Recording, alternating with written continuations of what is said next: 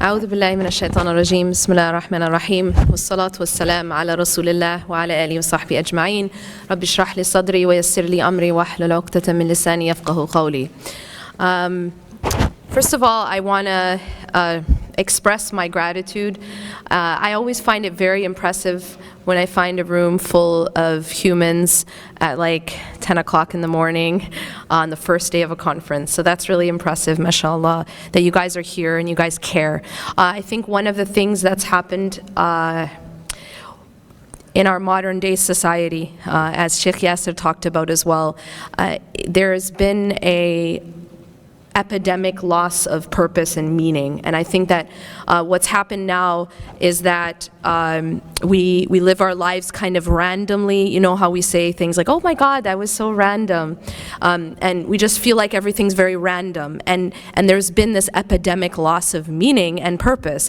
And so to get that, to actually hold on to that is very difficult in the time we live in right now, because we're all kind of just living, you know, by the seat of our pants, right? It's everything is just YOLO, you know, you only live once, you know, live it up, and it's this kind of just live moment to moment type of mentality that's sort of pushed down our throats. And so if you try to resist that and you try to actually live with meaning, it is an uphill battle right now, especially for young people. So I just want to applaud you in that and tell you that you're in the right direction, alhamdulillah, to go against that stream of just, you know, do what feels good for today, you know, and to actually live with purpose and to have a plan of what you're going to do tomorrow, right? Because the whole idea is to make you only live for today, right? If you look at the way that things are sold to us, if you look at, for example, the advertisements that we see, Pepsi, for example. Pepsi's tagline was, does anybody know what it was? Live for now. That's what it was. And then the O of the now was a Pepsi sign. So the idea here, this is the type of thing that we're taught, is just live for now, don't plan for tomorrow, live it up, YOLO, right? You only live once, you're only young once, all these slogans, right? And the whole point of that is to make you just not think about planning for tomorrow. But that's completely the opposite of what Allah subhanahu wa ta'ala tells us, right? Because Allah tells us in the Quran the complete opposite. He says, وَلْتَنْظُرْ نَفْسٌ مَا قَدَّمَتْ لِغَدٍ. That Allah says, Allah is addressing the believers, and He's saying, He's telling us at the beginning of this ayah to have taqwa. يَا أَيُّهَا الَّذِينَ آمَنُوا اتَّقُوا اللَّهَ وَلْتَنْظُرْ نَفْسٌ مَا قَدَّمَتْ لِغَدٍ. O you who believe, have consciousness of God. So that's the first piece of advice or command that Allah is giving us in this verse. And then after that, Allah says, and let every person know what they've put forth for tomorrow. Let everyone see and have a plan of what is it that you're planning for tomorrow. And here the tomorrow isn't just talking about like in 24 hours tomorrow, right? But this is the tomorrow that's the capital T tomorrow, the tomorrow after we leave this life. Allah is telling us, no matter what age we are, that we should have a plan of what we're going to do when the capital T tomorrow comes. It's a little bit like a person who's planning on moving. Have you guys ever moved before? Homes? Raise your hand if you've ever moved in your life. Everyone has, right? Pretty much. We live in a very mobile kind of society, right? I have moved every 2 years. So I know about moving, and sometimes every year. And so this concept of moving, you know you're going to a new address, right? When you're moving, there's a process before you go to the new address where you know that you're moving, right? Okay, good. I'm just checking that you guys are awake. That you know that you're moving, but you're still in the old place, right? You know your new address. You know that there is a specific time that you're moving, but you're still in limbo, right? You're in between. And that's the process called packing and preparing, right? Okay, sometimes it's rhetorical, sometimes I actually want you to reply. So the point here is that in that process, imagine that you know that you're moving, so you know you're going to another home. And now imagine that instead of moving furniture from your old home to your new home, you decide to do the opposite. You decide to empty out your future home. So say anything that was in there, suppose it already had a fridge. You take the fridge and you throw it out. It already had furniture. You take out the furniture and you throw it away. And then you decide, because you're really smart, that you're going to burn it down. Are you guys following me? So you decide that you actually want to burn it down. It's your future home. But not only are you taking the furniture out, you're burning it down.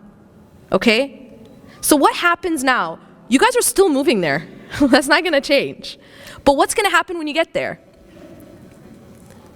You just burnt your house down. So you actually, not only do you have no furniture, sometimes some people are going to get there and there's no home. It's been burnt. You understand? And that's what a lot of people are doing with their future home. That future home that everyone is going to, like there's no doubt about it. Whether or not you're prepared, you're still going there. Do you guys get it? Nobody can argue with the fact that they're going to their grave, even an atheist. Yeah? So that's their future home, regardless of whether or not they furnished it, regardless of whether or not they burnt it down. They're going there. And every single one of you is going there. But the question only has to do with what have you set forth for it? What have you furnished in it? Or have you burned it down? You understand? And see, when we're moving, we prepare that home. In fact, oftentimes we do this. We buy new furniture for that home. We leave the old furniture, right? We bring only the nicest stuff for that new home because that's where I'm going, right? That's my destination. And that's the thing, is that some of us are furnishing that new home and some of us are burning it down. Now, there is a very, very important role in that whole process that your friends play. So now I want to bring it to the topic of company, of your friendships. And I don't just want to talk about friendship, but I want to talk about environment in a bigger scale as well. All right, I'll begin by talking about friendships, because at this age, I see a lot of young people right now, and at this age, our relationships, our friendships, actually our relationships are always important, but our friendships are of utmost importance, especially when we're young. And they're also important as we grow older. But especially when we're young, our friends become sometimes more influential than our parents. And so who you choose to be around. I use the analogy of, you know how they tell you are what you eat? Anyone ever heard that? You are what you eat. What does that mean? It means that if you eat healthy, you're gonna be okay. And if you eat unhealthy, you're gonna be very simple, right? What happens if you drink poison on a regular basis? Just a couple sips for breakfast. Anyone? You might not die right away because you're just taking a couple sips. But what are you doing over time to yourself internally? You're killing yourself, really. You're killing yourself. So what happens is that our environment, our company to be specific, sometimes is like sipping poison. The people that we're around, the influence that they have on us, and I was noticing that, this idea, and Sheikh Yasser touched upon it, that people think, oh, but I'm not going to be influenced, I'm strong. That's like a person saying, I can sip poison, I'm not going to be influenced, I'm strong. Can anyone say that? No. Everyone will be influenced if they sip poison. And in the same way, your relationships will affect you. It's just a fact. The Prophet ﷺ said, Al-mar'u ala khalili ala dini khalili. So that a human being is on the same way as their closest companion. Do you know what that translates to?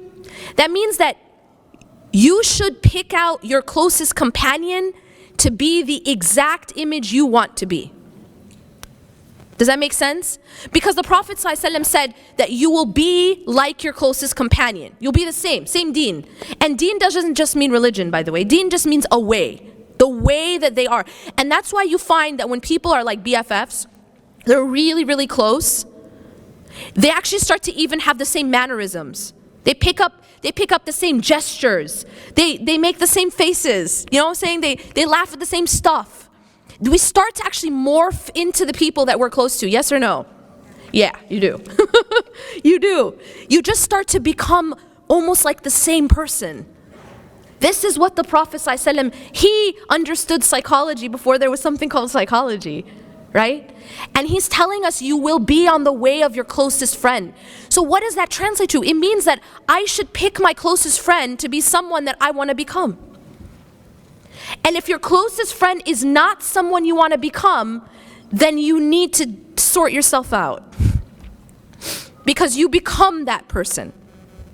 And let me also add that it may not be a friend that you physically see, as Sheikh Yasser alluded to, and I'm going to get to that as well. It may be someone that you follow religiously online. It might be someone that you look up to and you're following every step, even what burger they ate that day. And that person you start to also become like.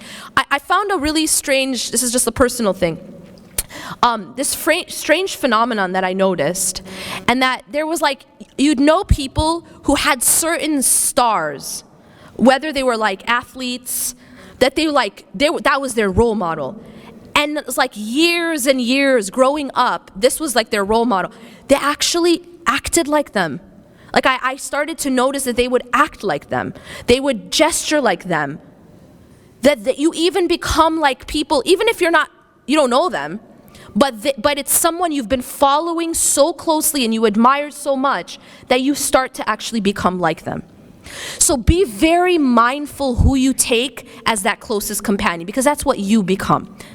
And I won't repeat, but Sheikh Yasser also mentioned about the difference between the good company and the bad company, the perfume shop and the blacksmith shop. That we are influenced by our environment. But when I say to you that you are what you eat, what do I mean by that? I mean that every single thing that you surround yourself with or you take in affects you internally. So it's just like food, all right? What you listen to, what you look at, what you read, what you watch, what you talk about, all of this, think about it as input. It's like food that you're putting into your body, right? And so I ask people to imagine that every time you open your feed meaning your news feed, whether it's on Facebook, Instagram, Twitter, Snapchat, whatever it is, imagine that when you open up your feed, it's like opening up your fridge. That's what you're going to eat that day, okay? Now, can you imagine opening your fridge and here's what's in your fridge. Some rotten cheesecake covered in mold, right? Like a burger that's like, I don't know, by this point it's like toxic. Some bottles of poison. That's what's in your fridge. You open your fridge and that's what's in there. So what's going to happen to you? What's going to happen to you? Well, it doesn't take a genius. That's what you're intaking. That's your intake, right? And so that affects you. Now when you open your news feed, you have to judge it in the same way. That's your fridge. That's your fridge. You're not passive. I need you to understand, you are not passive. You're not passively intaking. You're actively intaking those things. You're not just looking at it. I need you to understand, there's no such thing as I'm just looking. Whatever you look at, it's like you're swallowing it. It's like you're eating it. Because the eyes are a window to the heart. That's the way Allah designed it. You can't look at something without it affecting your heart. Same thing with the ears. The ears are an inlet to the heart. And so you don't listen to something and you're just passive, right? You're not just looking at that fridge. Those are the things that you're swallowing. Does that make sense? And so what I ask people to do is, number one, please find friends that you want to become. And that person that you take closest to you, make sure it's someone you admire and someone that's actually going to help you furnish that home that you're going to. Not someone who's going to come with a torch and burn it down for you. There are friends who actually are burning that house for you. You guys feel me, or you don't feel me at all? You feel me? They're actually the ones burning that house down. But guess what? You're the one who's going to have to go. Nobody comes to your grave with you. You go by yourself to your grave. And if your friend is the one who helped you burn it or burn that home, you're stuck with it. And this is the reason why the people of hellfire One of their biggest regrets is going to be, I wish I had not taken so-and-so as a friend. I wish I had not taken so-and-so as a friend. Because the problem is, our friendships, our companionship affects us deeply. And it either helps us build and furnish that home, or it helps us burn it down. And I'm telling you this because it's in your best interest. I don't get anything for whether, depending on how you furnish your home, it doesn't change my home. Because even the Prophet ﷺ is not held accountable for the result. So what about me? I don't know nothing. Only thing that I am doing right now is telling you what's in your best interest. And I'm just trying to help you. But see, you have to go there alone. Your mom can't go with you, your friend can't go with you. And so it's really all about how you build your own home, your final home. And believe me, your friends have a big part to play in that. And then later on, who you take as your spouse. Because this is going to become your closest companion at one point. Be very, very mindful that it's someone who's going to help you build that home, not someone who's going to burn it down.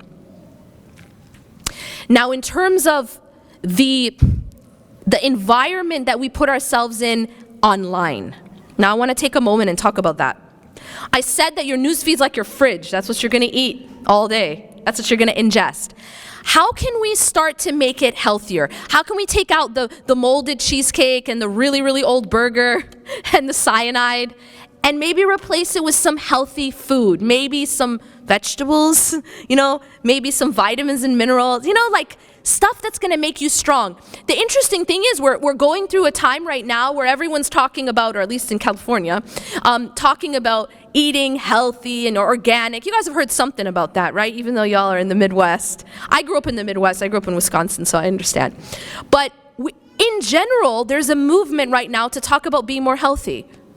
Right? Yes or no? No? Never heard it? Okay, good. So now this is what we need, but this is what we need spiritually. We need to start talking about being more healthy internally. Because you know what? You have to take care of your body. But at the end of the day, your body is passing away. And it's an amana. You have to take care of it. But at the end of the day, your body is passing away. Can you tell me, anyone in this room tell me, what's happening to your soul after your body passes away? It goes to the barzakh. So it's actually continuing to exist. Barzakh, right? So your soul continues and your body disintegrates. Which one do we take better care of, generally? Isn't that ironic? Does anyone else find the irony in that? We take better care of our body than we do our soul, even though our body is passing away and our soul is not. Your soul doesn't actually pass away. Your soul just moves. It moves from one world to another, and then from that world to another, and then guess what? It lives forever. Like forever, capital F. That's a lot of time, isn't it? So it's quite important that you take care of it. And I'm telling you that because we live in a social media age right now, one of the biggest sources of poison is what we're looking at online, what we're following. And I'm going to put aside right now, like, I'm not going to get into a fiqhi discussion about what's haram and what's halal, because I'm not qualified to do that. But what I do want to do is I want to just talk about just basic psychology, all right? What you guys are following, it may not be blatantly haram, right? It's cool. You can learn a million different ways to wrap your hijab. That's awesome, right? A million different ways to contour your face. That's awesome. Lots of different fashion, all that stuff. I'm not saying any of that is haram to just watch. But here's the problem. The problem is when that becomes the focus. That becomes the focal point. The only thing that you're looking at is fashion, what kind of burger someone's eating, how all the various ways to wrap your hijab, all the various ways to do makeup tutorials, and somehow everyone ends up looking identical after these tutorials. Did you ever notice that? Yeah, it's really, really bizarre. But my point right now isn't haram and halal. My point is what matters most. And the thing about psychology is that whatever you are focused on most, what becomes central in your life.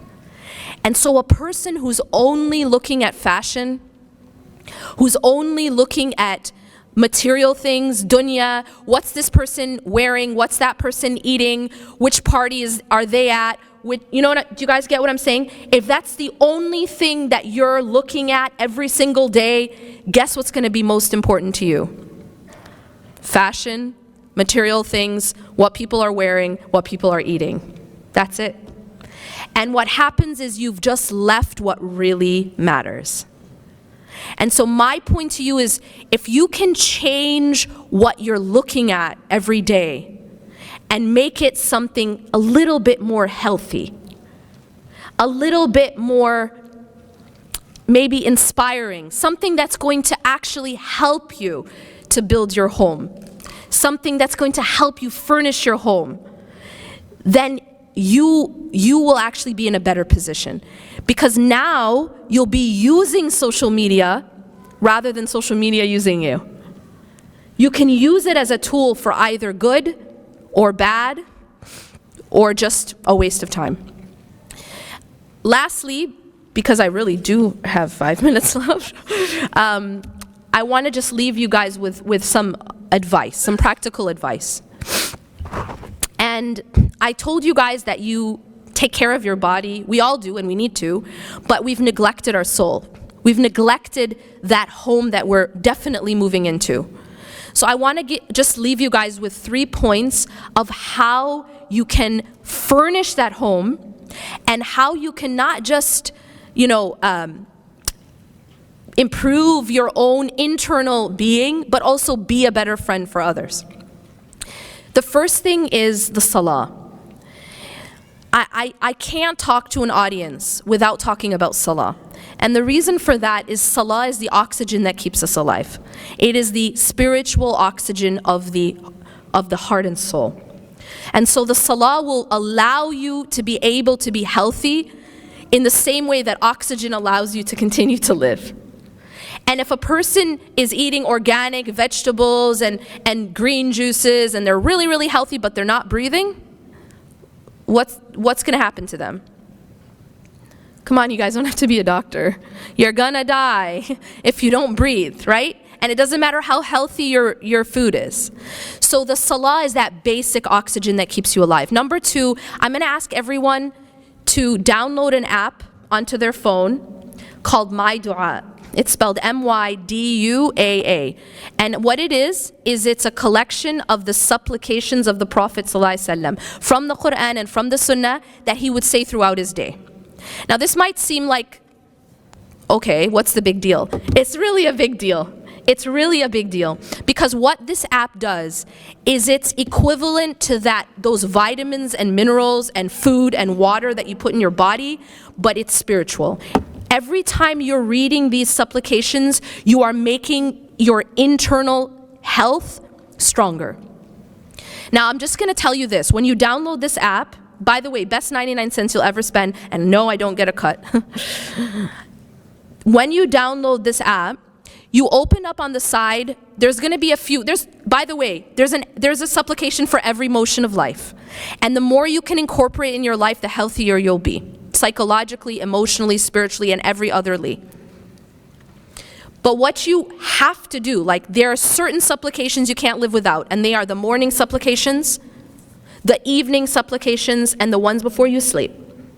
Make sure that these you're getting off your app, even if you aren't doing the rest, but make sure at least you're doing those. And then over time you can learn the small ones, right? You leave the house, there's a small dua. You come back in the house, remember Allah. These things are life-changing. But let me just, before I end, tell you about the morning and evening. You go to this app. The good thing about this app is there's this thing called a star. You can star the supplications that you want to do, because there's like 25 of them. It might take you an hour and never do it again. It's better for you to make a small list and to be consistent, because the Prophet ﷺ said that Allah loves the actions that are consistent, walau aqal, even if they're small.